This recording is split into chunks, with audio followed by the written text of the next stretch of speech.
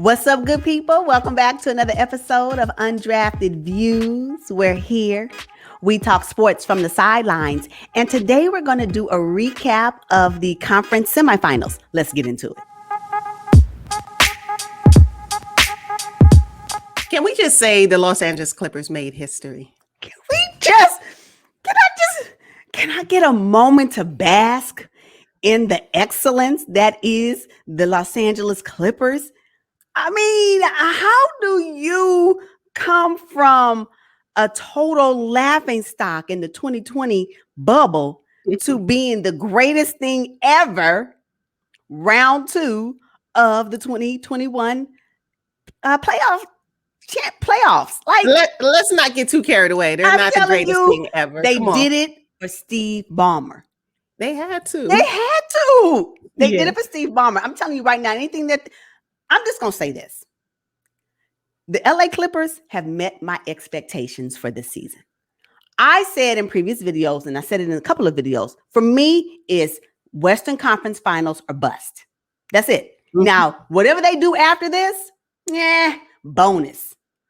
But right now, I'm satisfied as a fan of the game. I'm excited about the Los Angeles Clippers. They did that. Yay! They did. Now, Ty Lue, he's starting to build up a nice little coaching resume. Took the Cleveland Cavaliers from having not won a championship in I don't know ever or how long, and then took the Los Angeles Clippers to the Western Conference Finals that hadn't been done in franchise history, right? 50 years? 50 years. First time. Wow. Let me just say, and I also think that Ty Lue is setting a new precedent when it comes to coaching. Mm-hmm. He's done some things this playoff season that I believe other franchises will be looking for their next Ty Lue. In the way he interacts with the players and how he makes adjustments in the game. And we'll probably see more of that where you mean to tell me that Ty Lue really set down his traditional centers and put Batum as a center? I can tell you right now, the Jazz were not ready for Batum to be. And did the Clippers play positionless basketball? They did. Very small ball. And it worked out great for them. Oh my gosh. Like Rudy Gobert was not ready. This is the defensive player of the year. I was so disappointed in him. When I say he looked like deer caught in headlights, the last two, game 5 and game 6, I was like, he's going to have to expand his game in the offseason. He's going to need to figure out a way to expand his game because I can tell you right now, whatever that number 5 role is, he cannot continue to sit under the basket. Mm-hmm. If he can't get some type of mid-range shot, then move up to a perimeter shot, his time in the NBA as it's currently constructed and being played, it's going to be limited. So, well, let's not forget about the $205 million contract, the most for any center ever that he signed here recently. And his offensive bag is completely empty, and it was exploited in games. Game 6? Terrible, absolutely terrible. I wonder if the Jazz. This is where we talk about good contract, bad contract. You get it's a good contract at first. And then for some reason it transitions into a bad contract for some players. I'm wondering, and I know this is just, this one series and I get it, but I'm wondering eventually will the Jazz feel like that Rudy Gobert contract is now a bad contract? I wonder. Yeah. As we know, in long term, of course.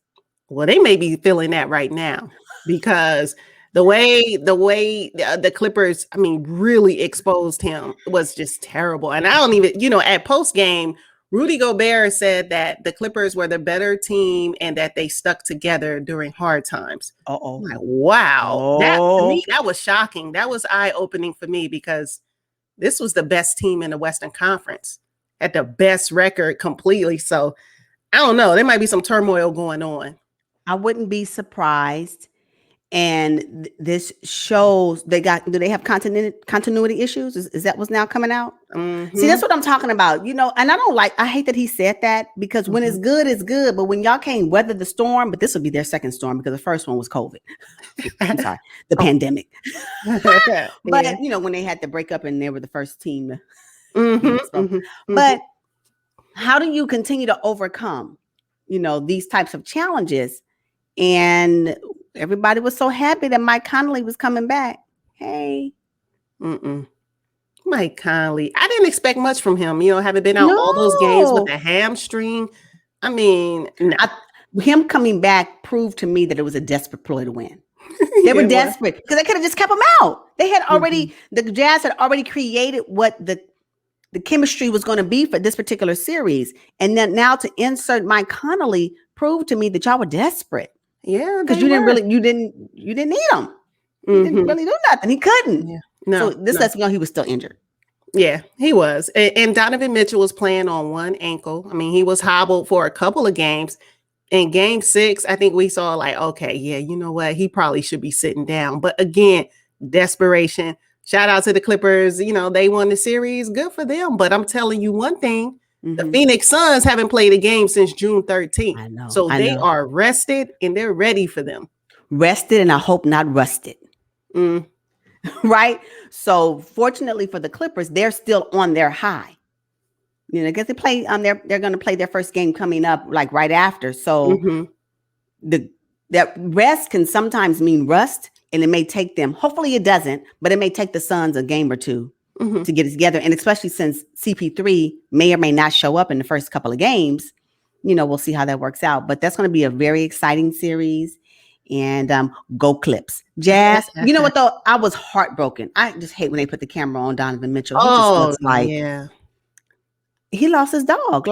Please find me. So I didn't want to see that for him. I didn't. And he was in so much pain, both mentally and physically. So it seemed. And if you remember last year in the bubble, same thing, laid out on the court in just complete shock that it was over. So, he's a superstar in the league. They will be back next season. They will be back and maybe they'll re-up with some more solid, more dependable players to help him. Yeah, no, they'll be fine. I don't see any major adjustments happening to their roster. Maybe a few pieces here and there. Quinn Snyder, I still think he's solid as a coach. So he'll be fine. Yeah.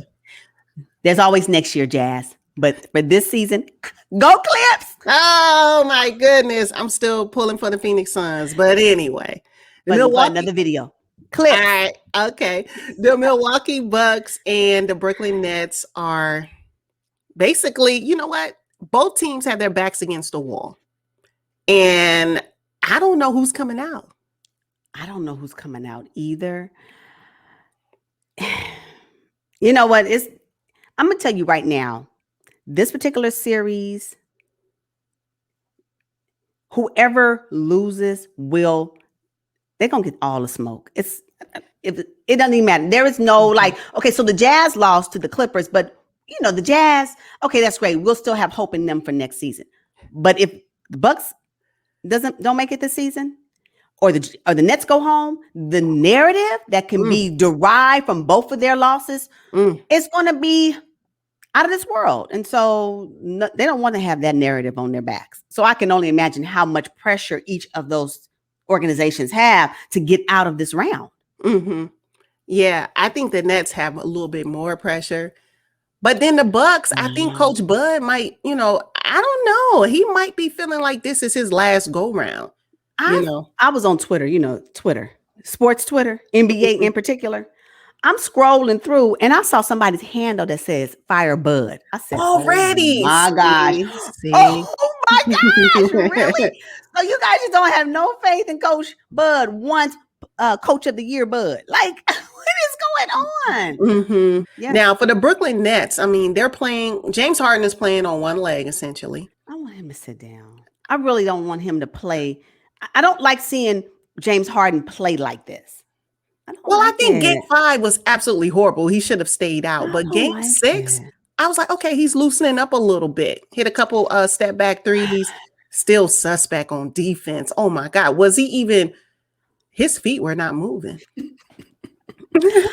I still think he is favoring the hamstring a bit because he looks really stiff on the floor, and I can't the turnovers. He's killing me with them, and I believe this because he's not as athletic as he has been in the past, and so I hope he does okay in Game 7, but I don't like to see him play because that's not who he is, right? And I think I feel like he's playing compromised because he's probably still injured. I understand that, but I want to see the sniper James Harden come back, and I'm missing that in his game. Speaking of sniper, what happened to Joey Buckets? Joey turned into Joey Brickets. His shot has been so off. I've never seen it like this. We coined him the +1 of the big three. He's like now the -1. What is going on? If it wasn't for Uncle Green, I don't know what they would do. I know. And then Blake Griffin showed promise, but he even disappeared here lately. They're not looking as deep without the big three. They don't look deep at all. It just looks like they have KD right now. Yes. And I hope it's enough. I said it previously. In KD, I trust. I'm really putting more trust, if there's anything possible, in KD for Game 7. And I really hope he can pull it off. Oh my God, me too. I would love to see the Brooklyn Nets, make history, right? Go to the Eastern Conference Finals. This is a historical type year. And the playoffs looking pretty good without the normal faces, right? I love it. Actually, I like it. I like it. I like it. It's really refreshing to see. And I really believe this is what basketball for this season is supposed to look like. It gives us fans new faces, new narratives, learning going deep about, in these teams. I love it. I am all in for whatever this is for this season. All in. Yeah, me too. Now, nobody thought the Atlanta Hawks would be this far, this deep into the playoffs, one game away from going to the Eastern Conference Finals. Nobody saw it. I didn't see it. Oh, no. And actually, there was a glimmer of hope when Nate took over. Just a glimmer. There's a glimmer. That Nate McMillan, I know for a fact, the Indiana Pacers, kicking themselves. They punch in the air right now. Yeah, they punch in the air. Yeah, they punch in the air right now. Like, what did we? So we bought in another Nate, and we should have kept the old Nate. Oh, yes, yes. Oh man, I'm telling you, if the Hawks do not sign Nate McMillan to a long-term coaching contract, I know something's wrong. They have to. Trae Young, I'm telling you, the way he is making adjustments and the way he pushes his players, they're so gritty. They weren't like that before. Well, I appreciate their composure, and I believe that comes from their coach. Something about their composure and them being able to keep it together when they are down, stems from the coach for me. And so, and for the players to embrace that John Collins. Oh, I know. You know what? If they beat the Sixers, it's Doc. I'm just telling you. It's going to be Doc. If the Sixers do not come out of this series, it's Doc. Now that the Clippers have advanced, it's going to be Doc. Doc legacy rests on him getting to the Sixers to the Eastern Conference Finals. Yeah, this is his redemption season. But at the same time, I would not be mad to see the Atlanta Hawks the way that they're playing in the Eastern Conference Finals. I would not be mad. No. Not at all. Not at all. Not at all. And I do believe that the Atlanta Hawks can really truly compete against either the Bucks or the Nets. Yeah. That would be a great series. However, Bogdanovich injured his knee last game, and I don't know if he's going to be available moving forward. So, and that's a key piece. I mean, I understand he's the second top scorer there. That's okay. team. It just So. means John Collins has to do a little bit more. Maybe Clint Capella, Trae Young's gonna do what he does. Ice tray, yeah. See, Yeah. that's what I'm talking about. And I'm okay with that. If you have one of your top players go out, who is really going to step it up? This is where we talk about next man up. I'm talking about right now. And that's why you have to build a roster of people who can play pretty good. Now, everybody ain't going to be a superstar. I get that. But you still need great players on your squad. You still need it. And in instances like this, especially in the playoffs, who's going to step it up? Who's going to do it? Who is going to be the Atlanta Hawks Terance Mann? I just need to know who that's going to be for Game 7, because that's what's going to get them over the hump. Yeah. Who is going to be their Reggie Jackson? Who is going to be the Atlanta Hawks Reggie Jackson? Who is it going to be? Because and I'm saying that is because teams need to start looking at what the entire roster looks like. Put some money into your superstars, but not all your money. Yes. Yeah. Stop building a team so top heavy and you don't have anything to support the weight of the superstars. And that's essentially what's happening. So, hey, it's looking good. Cannot wait to see how the next round looks. What Eastern Conference final matchup would be most intriguing to you? Player for player? Team. Yeah, that's fine. I just want to know. Oh, man. See, with Kyrie out, I was going to say Kyrie in the Trae Young matchup. Oh, that would have been nice. Yeah, but it ain't going to happen. He may come back. You think he will? I think he might, yeah. Maybe game 2 or 3 if they advance. I would love to see that. Where they both try to put on a clinic. I know, right? But Kyrie would give Trae Young a couple of pointers. On the floor. Exactly. I know. So, oh my God. So if I can't see that matchup, then what I'd like to see, I want to see Joel Embiid in the Eastern Conference Finals up against whoever the Nets decide to bang down low with him. Okay. Okay. And should be DeAndre Jordan. What? Yeah, I think DeAndre hasn't played at all, or if any, in this series against the Bucks. DeAndre and Joel Embiid, I think that would be a great matchup. And Steve Nash needs to make the adjustment. Okay. I don't know who would be for me. I don't know. Hawks, Sixers, Nets, and Bucks. I don't know. I don't know. Will Ben Simmons? Oh, I'm sorry.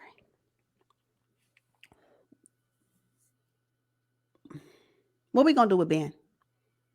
What do you mean? Keep him. Oh, okay. Keep him on the bench. I'm just playing. I'm joking. You know what? Okay. I ride with Ben Simmons. Not as deep as I ride for Russell Westbrook, but I like Ben Simmons. He does everything well except shoot the basketball. And that includes from the field and from the free throw line. He's my defensive player of the year. Okay. Is that enough? It has not been enough in this series. Sixers fans are calling for the front office to trade him. I think that's a huge mistake, though. Why? I think it's a huge mistake. Really? Yes, he does everything else well. So you're okay with him not being able to shoot the ball? I am, because he does everything else exceptionally well. He's an all-star. Even when him not shooting the ball is a detriment to the team long term. He can work on that, though. When? He's not new to the league. He's only been in a couple of years. Ben can work on his game. That's just the one missing piece right there.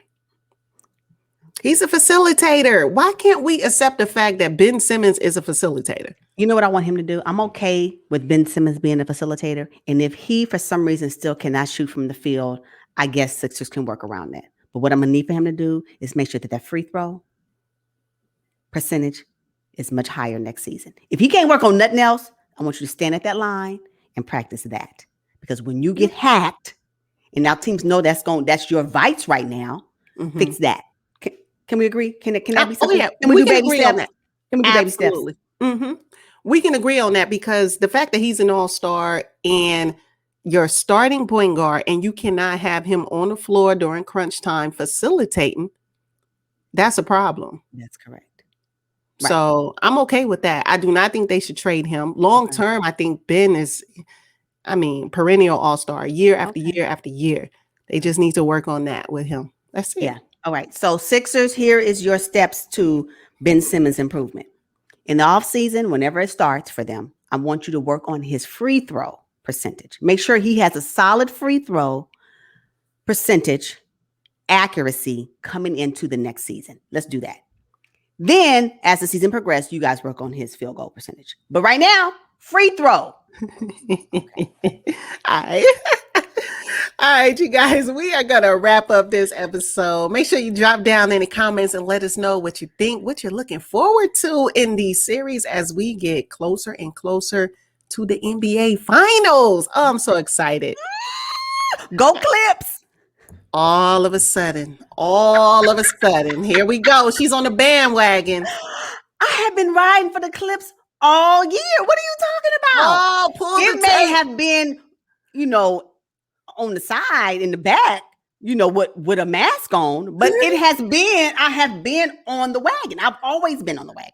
Okay. I only remove my mask when they win. That's just what it is. Oh, okay. All right. Cool. All right, y'all. We will see you on the next one. Thank you all for tuning in. But until then, peace, y'all.